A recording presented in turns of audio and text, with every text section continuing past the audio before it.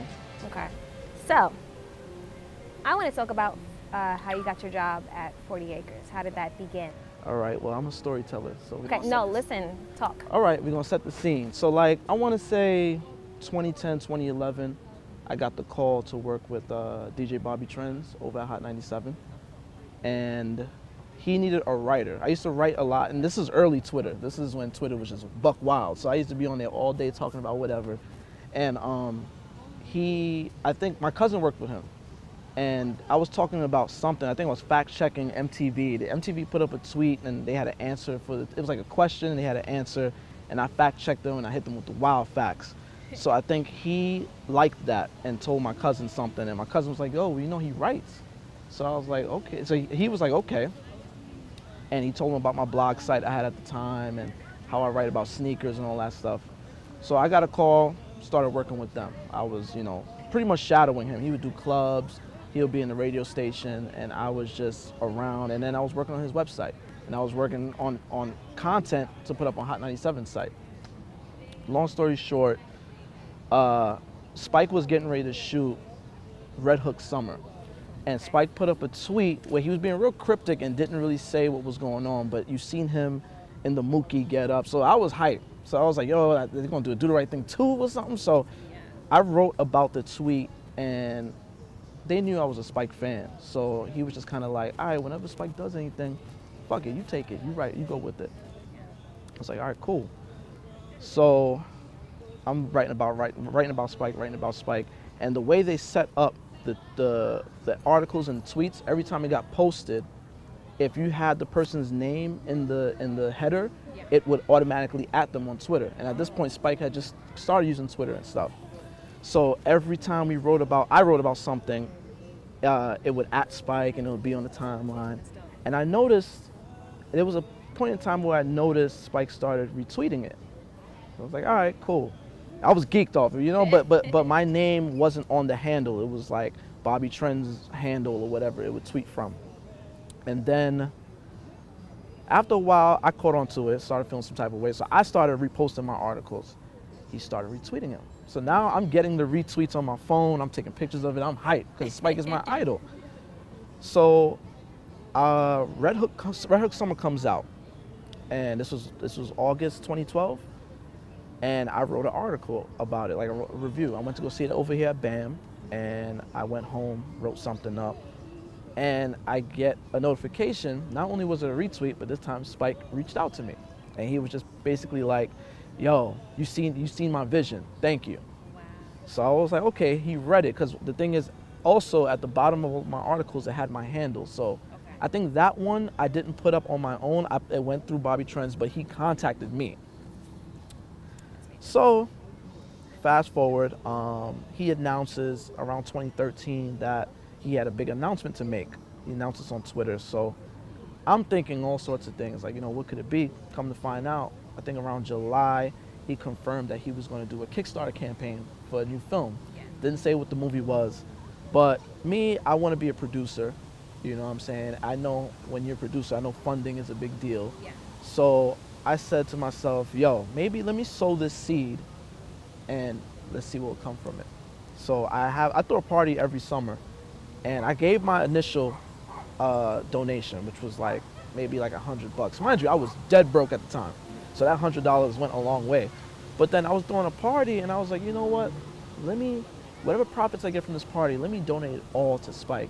Wow. And that's how I promoted the party. It was like, yo, every entry, you know, you're donating to the latest Spike Lee joint. That's what's up. I put it out on Twitter. He got a little laugh. You know, he was like, yo, that's what's up. Like, you know, thank you. But, you know, I didn't think much of it. I was just doing the most just to kind of stand out. Yeah. Did it. I forgot how much I made that day, but all of it went to the Kickstarter project. On my birthday, August 16th, they made their goal.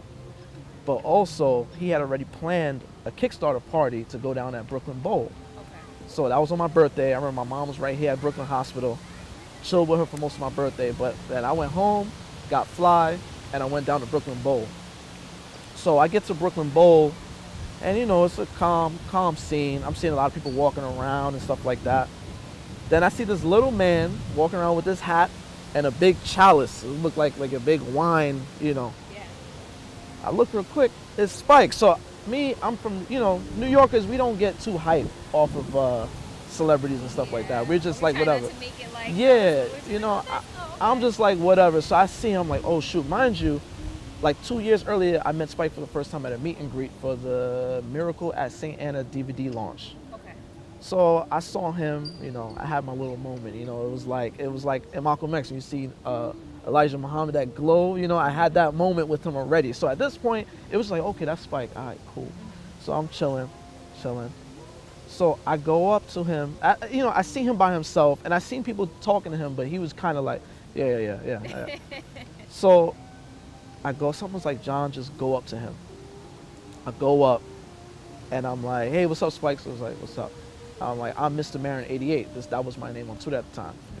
He's like, what? Word? So he's like, yo, that's what's up. Yo, my brother I'm so glad to meet you. I was like, what? So my boy was with me. He was like, yo, what the hell is going on? Like, how is Spike so I, playing it cool. Again, I'm like, oh, all right, yeah, that's what's up. All right, man, yeah. So I started chopping up with him. I asked him about the movie, and he was like, shh, it's coming out in the fall. Don't tell nobody. I was like, all right, no, we good. So I went minding my business, And at one point, I'm sitting by myself. He goes, Marin, come over here. So he pulls me, and he goes and takes a picture with me. But it was like he wanted to take a picture with me, which I thought was crazy. It was definitely the other way around, low key. But I just didn't want to say nothing. So I'm like, okay, this is dope. So now as the night is going on, Clark Kent is spinning, I'm dancing. Spike just keeps coming around me, like trying to engage with me, like, yo, dance. I'm like, yo, what the hell is going on? It's my birthday, mind you. This is like the greatest birthday gift ever. I'm like, yo, I had no idea. I think I turned 25 that day, 24, 25. And I'm just like, yo, this is crazy. So what I donated for was to do a boot camp with him. It was like a filmmaker boot camp where basically it's him and the guy, people that he worked with come, and it's like they sit you around, like they sit around with other budding filmmakers or whoever donates, and to tell them the ins and outs of the business. And the whole thing was that you can get a chance to work on this film. So I did it. I forgot how much money it was. It was a lot of bread though, because I had no money. I couldn't even eat or get to work. So I did it, and I get to 40 acres, and I see everybody. So now Spike pulls up, and everybody's like, oh, I'm just chilling. I'm chilling, but he sees me, and he doesn't really react. And I was just like, what the? He don't remember me? I was like, whatever. So we get inside, and he's like talking to everybody, like, hey, how you guys doing? So now he says, yo, I'm gonna go around the table and introduce myself. Like, everybody introduce yourself to me. I'm gonna shake your hand. So he's doing it. As he gets to me, I'm like, Mr. Marin 88. He's just like, my man. He like tapped me. So everybody's looking at me like, what's going on? So as the whole thing is going through, like, he's talking about films and he's an ultimate film geek, and he's big on like films from way back. Yes. So some of them, I remember when I was growing up, my grandmother, before TMC was, The Walking Dead and all these shows, it used to be like an oldie movie channel. Like, I used to Carmen Jones, Black, I don't know how many movies I watched on TMC with my grandmother. So he's naming these movies. So I think he saw me kind of like nod when he mentioned a movie. So he's like, Marin, you know that movie? So again, people are looking at me like, who is this Marin guy? So we go to lunch, and people are coming to me like, yo, you went to NYU? I'm like, no. You went to Morehouse? I'm like, no. So he's like, how does he know you? I was just like, I don't know, we just met, you know what I mean? But it's like, I'm not really thinking much of it. And we do the whole seminar, and at the end of the day, everybody was being dismissed. We got little goodie bags, like, I think it was like a Malcolm X book. It was like, old Spike's joint stuff that they gave us in goodie bags. And he called me, he's like, yeah, come over here. And he's like, what do you do? So I'm like, I write, but I'm into, filmmaking. I write and I want to produce. And he's like, all right, give me your number and your email. I do that. So I don't hear from him for a while, and I didn't really think much of it, but it would always bug me, like, why did he take down my info? And one day I'm on my way to work, and I'm on the train right before we went in the tunnels. Now, this is before they had service in every tunnel. Okay. Right before we went to the tunnel, I get this call, and I'm like trying to be quick with it, and the person is like, hey, I'm calling from 40 Acres. Spike told me to call you because we want you to come in tomorrow because we're starting pre-production on the new project. And he's like, can you do it? Now, mind you, I had a schedule for 2 weeks set already Oh, okay. for work. Yeah. I said, yes, I can do it. Went into work, yo, take me off the schedule. I got this and that to do. People were hating. So did you quit? No, I didn't quit. I told him, but I already had a good relationship with my managers. I was like, take me off. But the store manager, this is when I was working at Converse, store manager was like, Spike don't pay nobody. You know, just hating stuff. So whatever, dude. Just take me off the schedule. Make sure y'all do that. And I went, and I'll never forget, it was a Sunday, and he had me sit by the door. That was my first task, sit by the door and let in actors, and because they were doing rehearsals. And I did that for maybe 2 days, and then it was like, yeah, well, we're shooting next week. So I did that. We shot that film. I think we shot here for a week, and then they went to Martha's Vineyard. And while we were shooting, I was sitting at, one of my tasks one day was to sit at the door and let in production, because our production base was at the office. Okay. And his assistant walks in and was basically like, yo, like, what's up? You know, like, just chopping it up with me. And again, the question came, what do you do? You know, but we had a really good conversation that he was just like, basically like, yo, send me your resume whenever you get a chance. I didn't know what would come of it. And when we was done shooting, I got a call to come back and intern. And that's basically where it started. Yeah, but it was literally from Twitter, all the interactions from Twitter and stuff like that. That was basically the build up as this. So you'd say that social media for sure played a huge role. Definitely. And this is what I tell a lot of people. I know social media, you know, conversations come up, topics, $200 dates. Do you do this? Do you do that? And it's all these, you know, viral conversations.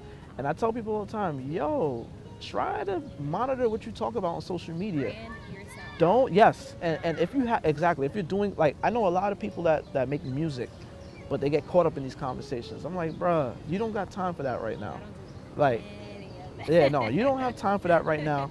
Right now, you should be pushing your art and just making connections, because even with the Hot 97 stuff, look how he saw me talking my stuff through social media. Yeah. And it was like, even when I was doing that, then and I was also writing for a sneaker website, and I broke a story on some LeBrons. Like, I found something on a Japanese website, broke the story.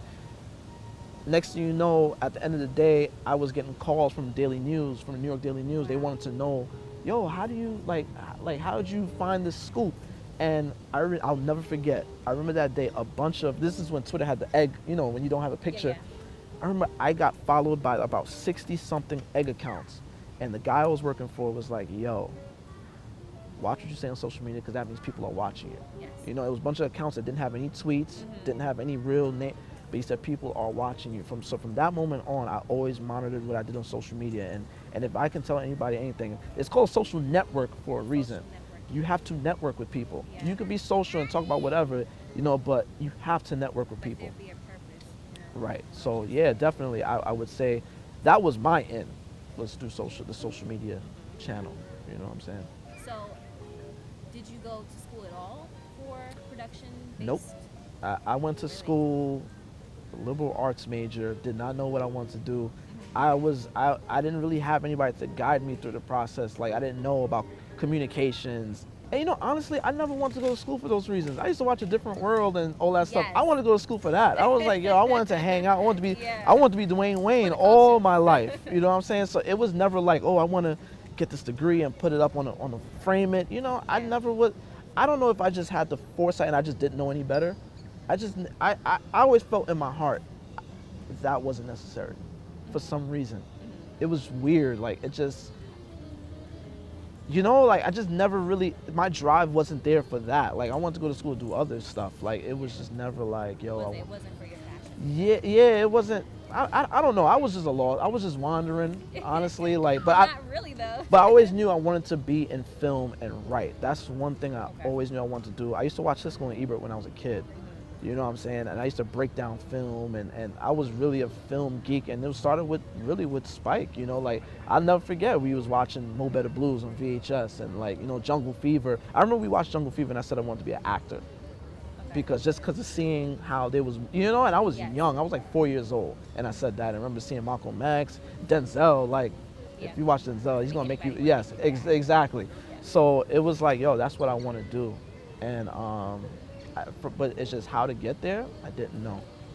But my mom used to always buy me like empty notebooks to write and stuff like that. And I had a lot of action figures. So like my brother was younger, so like we had a big platform type of bed. So I used to put him to sit on the ground, and I used to play out movies and stuff like that. And like I used to, like I think I'll never forget my Independence Day Will Smith action figure. Like that was Will Smith in the movie, and like you know what I'm saying. So I did stuff like that. I knew that's what I wanted to do. It's just I didn't know how to get there. Yeah. That was the big problem, getting there. How do I get there? And then the internet and social media wasn't big in '06 when I graduated high school. We had MySpace, but it was not for. I don't even know how you could get put on with MySpace. Maybe you would know. After I want to say like 2008, 2009, they came out with like a label, like a music label. Because Justin Timberlake bought it or something like that around the time, he right? bought it. I was like, huh. Yeah. Didn't seem legit to me. Yeah. So we had that. That was our social media, but it wasn't really any networking from there on my end. Like I didn't know how to finesse that. You know what I'm saying? Now people, you got it easy now. It's like, okay, go online, keep adding this person, but Yeah, make sure you're good. Yeah, definitely. So what is your official job title? Well, there's one thing I say about 40 Acres. It's like it's a small group of us that work there, and he has an assistant, but in some ways we're all assistants. So Okay. Spike and I told him what I wanted to do, and we got cool. Like we just used to have casual convo. Yeah, I used to always come and wear my Jordans. So he's Yeah. Spike, Michael Jordan. Yep. So we used to have these conversations, and then I also used to buy a lot of vintage Spike's joint pieces Okay. from like the '90s. So like we get in these conversations, and I'll never forget.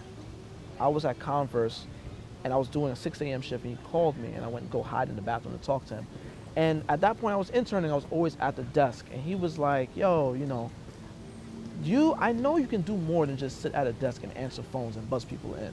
So I don't know we got to figure out what is it that you can do." And I think that was the first little tease that I was going to get hired. You know what I'm saying? I remember I went and talked to my mom about it, and she was like, "Yeah, I think he has plans for you." Sure, he wouldn't even have that conversation. So one day, we had a meeting, and I don't know, I guess it just came over him that he wants to sell t-shirts again. So he was like, "Yo, do you want to run Spike's joint?" And I was like, "Yeah, sure." So right now I'm doing merchandising. I develop product, I man his website, see what he does daily and how he puts it in certain projects. I've seen how the news affect his projects. Like, something happens, he'll write a whole scene that weekend, and it's going to reflect what just happened. Wow. For example, Chirac. There's a scene in Chirac where John Cusack is talking to Tiana Paris and all the other girls, and they mention the Charleston 9 shooting. That happened literally a day or two before that they shot that. That happened, Spike wrote that, and they shot that, and it's in the film. And when the film released, all that stuff was still raw, it's still new. That's why when you see things like Do the Right Thing, everything makes sense now. It was like, yo, these stuff, it's so timeless because this is stuff that's happening, and he's documenting it as it happens. That's what I love about him. He just talks about things that people wouldn't necessarily feel comfortable talking about because it's so touchy. Yeah. It's so Look at Do the Right Thing and Radio Raheem being choked out. Yes. Michael Stewart and all that stuff that had happened, but then fast forward to Eric Garner, it's still raw, it's timeless. Like you can't, Malcolm X, even though Malcolm in itself, his speeches were timeless. Like I was listening to something last week and I'm like, this is going on in the news right now. Absolutely. But even that, like, opening with the Rodney King beating while the American flag burned, and think about black folks now, how they feel about the American flag and the Confederate flag and all of that stuff. All that stuff is just, it's so fresh, and it will never die. Like this stuff, it's documented for a reason. And that's what makes for great film. Yeah. When it's just real. So you don't have to act so much. Yeah, so like just being around him puts so much into perspective. I'm like, damn, this man is really, it's just crazy to see that. And it fueled me as a creative myself. It was like, yo, like, you need to start documenting, like even in your writing, whatever you want to write about, you need to start documenting pieces. Look at James Baldwin. Absolutely. I was watching I'm Not Your Negro last I night. saw that. I was watching that last night, and it's like the things he's saying, and they're cutting it with scenes from Ferguson and stuff like that. Look at what he did. Like, so for me as a writer, whether it be a piece of journalism or any type of short story, whatever I write, I try to make it as honest and raw as possible, because who knows, 10, 15 years from now, somebody could go back and It's life through your eyes. It's like a little, time capsule. because that stuff is more revealing than the textbook. The textbook will tell you about what happened, but you got to go back and find a piece from when it happened. Like what I often do, I go to Google Books and I read like old Jet. This is weird. I read old Jet and Vibe magazines when things happen, because you get more context from when it happened as opposed to a nice revisionist version of what happened. Even a news report, because it's, like that's how they, informative. Yeah, It wasn't really about feeling. So like that's one thing I learned from him, is like try to document things when it happened, because it'll live long forever. And it's just like, it's a testament to him, his career and everything. It's just like, that's one of the great, seeing the magic being made is the best. It's the best seat in the house. My office right across from the editing room. So right now we're in post-production for She's Gotta Have It for Netflix. So I'm seeing everything as it's going along. And it's just like, yo, it's just wild. It's wild. I bet anyone would give their. If your Spike is your idol, that's where you want to be.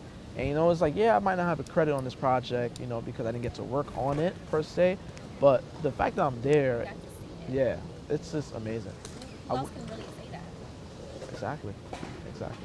What would you say it takes to be successful in this career, in your career?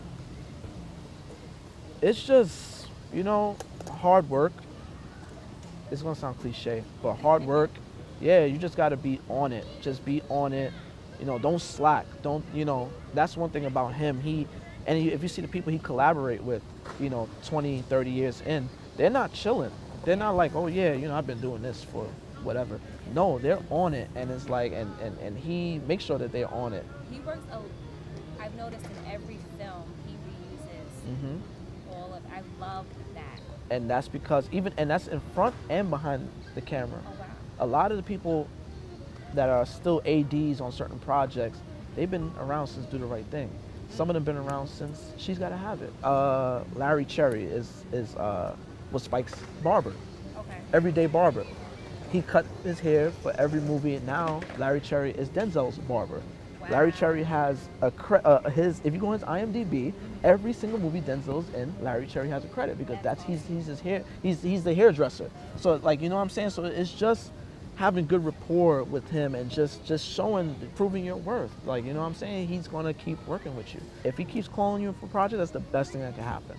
And then from there you network, and who knows, you can get something better. And there's a lot of people, a lot of filmmakers that started behind the scenes with him, and they're doing their own thing now. You know what I'm saying? So it's just if there's one thing I can say, just work hard and just keep at it. Don't get comfortable, because you can be replaced. It's Spike Lee. He can get anybody else to replace you. You know what I'm saying? People are dying to work with him. So just be on it. Be on your A game. So I feel like you probably told me this already, but people are gonna want to know what was going through your mind when you thought, I'm working with a cultural icon. Like my whole world is different now. Like it was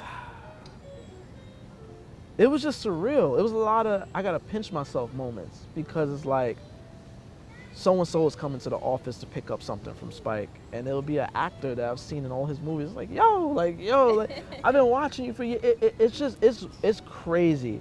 And to know that now we have a relationship where he's almost, he's like my boy now. Like, we went to a Yankee game. Yeah, you know what I'm saying? It's like, I can hit him for anything. Well, not any, I don't want to waste his time neither, but it's like I can hit him and talk to him about certain things, or, he's older. So where I help him a lot now is like social media and stuff like that. Yeah. And it's like he picks my brain for certain things. So it's like to know that I have an integral part in the process now. His thinking, when he was doing Chirac, he was asking me about certain, I'm not from Chicago, but he was asking me about certain trends. What do they say out there? Who's cool right now? I tell him about Chief Keef and the whole drill culture and stuff like that. Like, and he does his research too, so I'm not going to take full credit for that. But I did tell him about certain things. He's like, oh, okay. So it's like, it's cool to be a part of it now. And it's like, yeah, he's a cultural icon. Like, you look at him like a god. Yeah. It's just cool to be there for all of that. It's like, yo, I'm here. I'm around it now. Yeah. It's dope. You're a part of the brand forever now. Yeah. And it's great to be, with the clothing line and stuff like that. This is stuff I always collected it, you know what I'm saying? So it's like now I'm here introducing it to a new generation. And, a lot of people was like, where Spike had a store? Yes. And like, I'm the vessel. I didn't know that. Yes. My dad told me that. Yeah, so it's like, I'm the vessel to that. Like, it's like, so they might not get to talk to Spike about it, or they didn't know about it, but I'm the one that's kind of reintroducing a lot of my peers, and I go to different functions and they see my shirts and I just, tell them about the site, and then we get customers. And what I tend to do, the role I play in this is, with these events that we do, I get people to do volunteer work. And it's like, if you do volunteer work, a lot of the people from 40 Acres watch you. Spike watches you. Like, he's, he's signing autographs and stuff, but he's looking at everybody. And there's times we do follow-up meetings. He's like, oh, whatever happened to that girl that had this? And like, he'll remember you. Sometimes he'll remember you, especially if he wants to drive a point. And it's like, just try to just be active. Like, that's why I try to promote when I'm looking for volunteers on Instagram and stuff like that. Because when I was coming up, I didn't have that. I kind of things just kind of fell into place for me and Spike. But who knows, it could be somebody just like me out there somewhere that's looking for that opportunity. And I want to be that person to say, hey, look, this is how I got in. Here, you want to volunteer? Do that. So it's just... So it's be open to the intern life, Mhm. volunteer life. Yes. Don't go into it thinking, okay, I'm going to make this much off because I want to, Yeah, it's not no. about the money. You got to humble yourself and sacrifice. You're going to have some unpaid gigs. Mm-hmm. You know what I'm saying? When I did Sweet Blood of Jesus, it was unpaid. And I found out a couple of people that was in my group got paid. And I never beefed about it because I was there. I was like, yo, listen, I'm there. I don't give a damn. I will be and another thing too, which goes back to what we were talking about being assertive. The last day of shoot, we shot in Red Hook. We shot at the church that they based Red Hook Summer off of, which ended up being the opening and ending of Sweet Blood of Jesus. When we were done shooting, a lot of the Kickstarter people, and even when we were shooting, a lot of them were already filmmakers. They were like, like doing their thesis and stuff like that. And they were offended by the fact that they had to, it's like, oh, they want me to sit here and check people in. I have a film in a film festival right now. Boy. Yeah, I was meeting a lot of characters like that. And I was telling them like, this is, it's like, well, when this is over, I got to do this, I got to do that. And I remember our last day of shoot, everybody was like, all right, we're done, I'm out. All right, cool, peace, we out. And I remember I loaded, it was open, they didn't tell us to stay. Yeah. I loaded the van. I brought the van back here to 40. Me and somebody brought the van back here to 40. And I unloaded. And whatever they were taking to Martha's Vineyard, I stayed and I loaded it. And I was the only person from the PA group that did that. So one of the OGs that were there, it was just like, oh, yo, thank you. Yo, I got to tell Spike that you helped me. Damn, thank you. It's like, and I didn't do it for that. I didn't do it to say, oh, make sure you tell him. Yeah, no, you did because it seemed like the right thing to do. Yeah, and I knew people were watching. I was like, nah, like, if this is what I want, I got to get my hands dirty. Yeah, absolutely. And, so you just got to be assertive. Whenever you come to these events, if you see me or anybody else wearing a 40 Acre badge, ask us about, an opportunity, an internship. I'm open to that. Now, when you force it, and it's like, oh, well, I need a job, and it's like, I don't know about that. But if you wanna volunteer and possibly get an intern, just keep up with me. And I try to get people in the fold, if they're serious. I can't do it for everybody, but yeah, that's what it came down to. Just being dedicated, and that's it. In testing, what is your greatest personal/professional achievement? With 40 Acres. And overall in your life? Oh, well,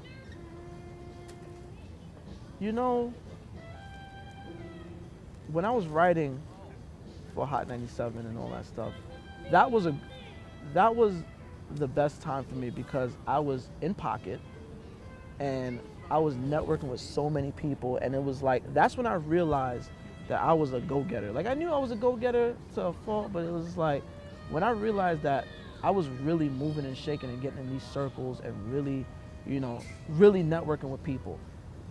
That was like, and Spike came from that. So that of course, that's my biggest achievement from all that. But personally, that taught me about myself, and I was just like, damn, like whenever I have kids, I gotta instill this in them.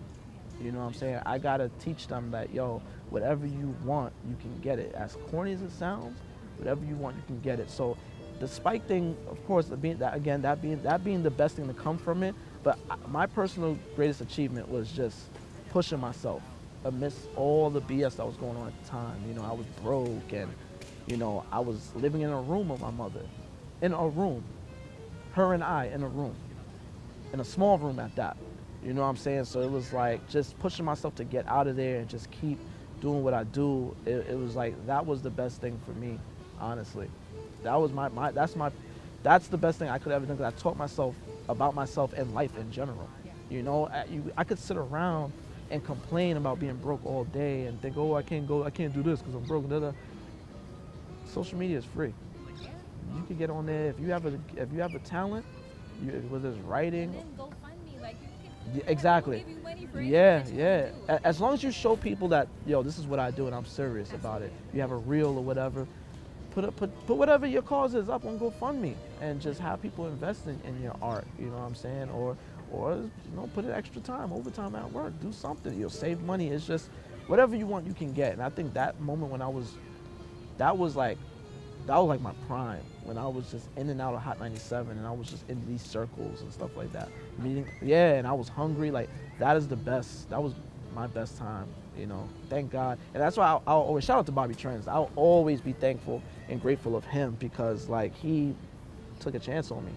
He just needed somebody to just summarize paragraphs of what's going on in the world. But when he realized I can develop content, he was like, what? And let me go ham and let me do whatever I wanted to do on that site. Whatever, that was basically my site with his name on it at one point. So yeah, shout out to him for that, because again, without that, I wouldn't be with Spike. So you could give, I guess not just anyone that's coming up, but anyone, advice that was given to you to pass on to them.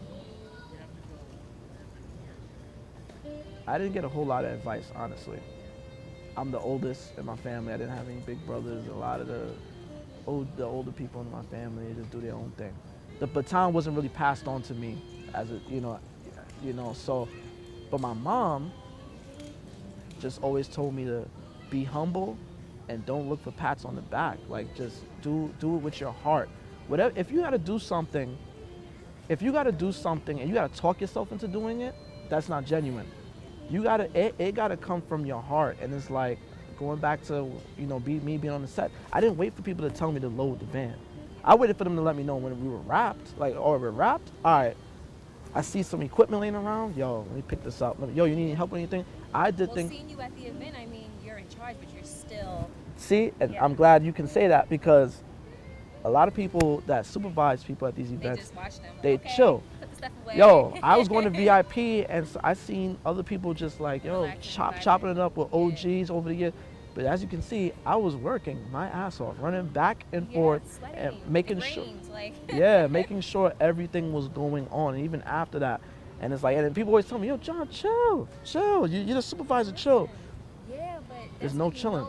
That's when people know, like, this is the boss. Like, Yeah. he's in charge. Yeah. You know.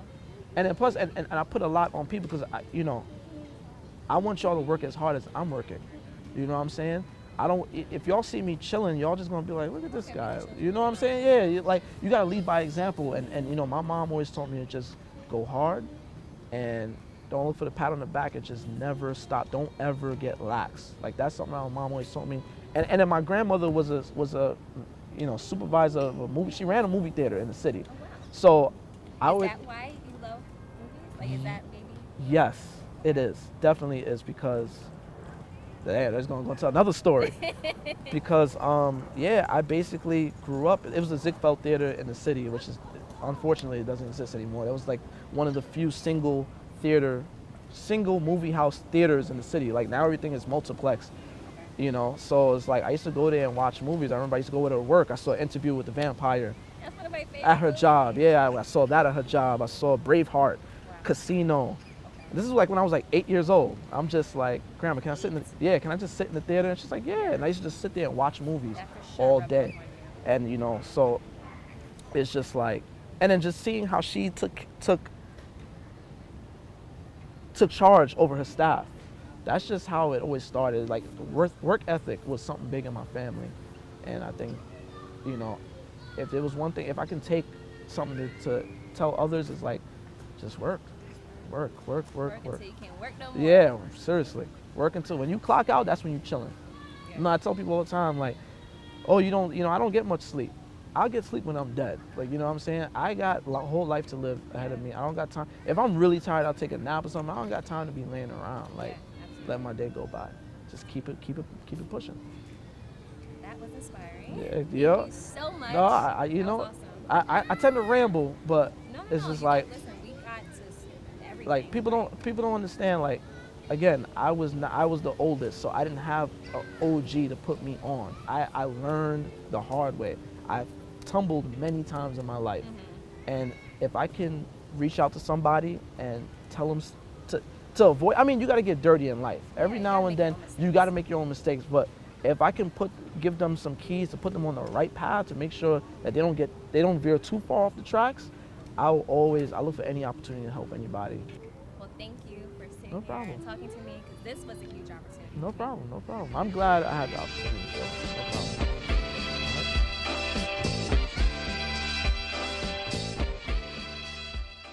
To put up on Hot 97 site. Long story short, Spike was getting ready to shoot Red Hook Summer, and Spike put up a tweet where he was being real cryptic and didn't really say what was going on, but you seen him in the Mookie get up. So I was hyped. So I was like, yo, they're gonna do the right thing too or something. So I wrote about the tweet, and they knew I was a Spike fan. So he was just kind of like, all right, whenever Spike does anything, fuck it, you take it, you write, you go with it. I was like, all right, cool. So I'm writing about Spike, and the way they set up the articles and tweets, every time it got posted, if you had the person's name in the header, it would automatically at them on Twitter. And at this point, Spike had just started using Twitter and stuff. So every time I wrote about something, it would at Spike and it would be on the timeline. And I noticed there was a point in time where I noticed Spike started retweeting it. I was like, all right, cool. I was geeked off it, but my name wasn't on the handle. It was like Bobby Trend's handle or whatever it would tweet from. And then after a while, I caught on to it, started feeling some type of way. So I started reposting my articles. He started retweeting them. So now I'm getting the retweets on my phone. I'm taking pictures of it. I'm hyped because Spike is my idol. St. Anna DVD launch. Okay. So I saw him, I had my little moment, it was like in Malcolm X, when you see Elijah Muhammad, that glow, I had that moment with him already. So at this point, it was like, okay, that's Spike, all right, cool. So I'm chilling. So I go up to him, I see him by himself, and I seen people talking to him, but he was kind of like, yeah. So someone's like, John, just go up to him. I go up, and I'm like, hey, what's up, Spike? So I was like, what's up? I'm like, I'm Mr. Marin 88. That was my name on Twitter at the time. He's like, what? Word? So he's like, yo, that's what's up. Yo, my brother I'm so glad to meet you. I was like, what? So my boy was with me. He was like, yo, what the hell is going on? Like, how is Spike so playing it cool. Again, I'm like, oh, all right, yeah, that's what's up. All right, man, yeah. So I started chopping up with him. I asked him about the movie, and he was like, shh, it's coming out in the fall. Don't tell nobody. I was like, all right, no, we good. So I went minding my business, And at one point, I'm sitting by myself. He goes, Marin, come over here. So he pulls me, and he goes and takes a picture with me. But it was like he wanted to take a picture with me, which I thought was crazy. It was definitely the other way around, low key. But I just didn't want to say nothing. So I'm like, okay, this is dope. So now as the night is going on, Clark Kent is spending party, and I was like, you know what? Whatever profits I get from this party, let me donate it all to Spike. Wow. And that's how I promoted the party. It was like, yo, every entry, you're donating to the latest Spike Lee joint. That's what's up. I put it out on Twitter. He got a little laugh. He was like, yo, that's what's up. Like, thank you. But, I didn't think much of it. I was just doing the most just to kind of stand out. Yeah. Did it. I forgot how much I made that day, but all of it went to the Kickstarter project. On my birthday, August 16th, they made their goal. but also he had already planned a Kickstarter party to go down at Brooklyn Bowl. Okay. So that was on my birthday. I remember my mom was right here at Brooklyn Hospital. Chilled with her for most of my birthday, but then I went home, got fly, and I went down to Brooklyn Bowl. So I get to Brooklyn Bowl, and you know, it's a calm scene. I'm seeing a lot of people walking around and stuff like that. Then I see this little man walking around with this hat and a big chalice. It looked like a big wine, you know. Yeah. I look real quick, it's Spike. So me, I'm from, you know, New Yorkers, we don't get too hyped off of celebrities and stuff like that. We're just like, Try not whatever. to make it like, Yeah, so we're you know, doing this? Oh, okay. I'm just like, whatever. So I see him like, oh shoot, mind you, like 2 years earlier, I met Spike for the first time at a meet and greet for the Miracle at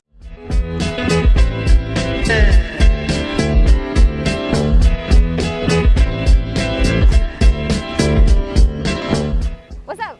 What's up? What's going on? How you been? Good, good. Getting through. Can't complain. Okay. So, I want to talk about how you got your job at 40 Acres. How did that begin? All right, well, I'm a storyteller, so we're Okay, gonna no, set listen, talk. All right, we're gonna set the scene. So like, I wanna say 2010, 2011, I got the call to work with DJ Bobby Trends over at Hot 97. And he needed a writer. I used to write a lot, and this is early Twitter. This is when Twitter was just buck wild. So I used to be on there all day talking about whatever. And I think my cousin worked with him. And I was talking about something, I think I was fact checking MTV. The MTV put up a tweet and they had an answer for it was like a question and they had an answer, and I fact checked them and I hit them with the wild facts. So I think he liked that and told my cousin something, and my cousin was like, oh, you know, he writes. So I was like, okay. So he was like, okay. And he told him about my blog site I had at the time and how I write about sneakers and all that stuff. So I got a call, started working with them. I was, you know, pretty much shadowing him. He would do clubs. He'll be in the radio station, and I was just around. And then I was working on his website, and I was working on content. So Red Hook Summer comes out, and this was August 2012, and I wrote an article about it, like a review. I went to go see it over here at BAM, and I went home, wrote something up, and I get a notification. Not only was it a retweet, but this time Spike reached out to me, and he was just basically like, yo, you seen my vision, thank you. Wow. So I was like, okay, he read it, because the thing is, also at the bottom of my articles, it had my handle. So Okay. I think that one I didn't put up on my own. It went through Bobby Trends, but he contacted me. So fast forward, he announces around 2013 that he had a big announcement to make. He announced this on Twitter. So I'm thinking all sorts of things, like, you know, what could it be? Come to find out, I think around July, he confirmed that he was going to do a Kickstarter campaign for a new film. Yeah. Didn't say what the movie was, but me, I want to be a producer. You know what I'm saying? I know when you're a producer, I know funding is a big deal. Yeah. So I said to myself, yo, maybe let me sow this seed and let's see what will come from it. So I throw a party every summer, and I gave my initial donation, which was like maybe like $100. Mind you, I was dead broke at the time. So that $100 went a long way. But then I was throwing a party.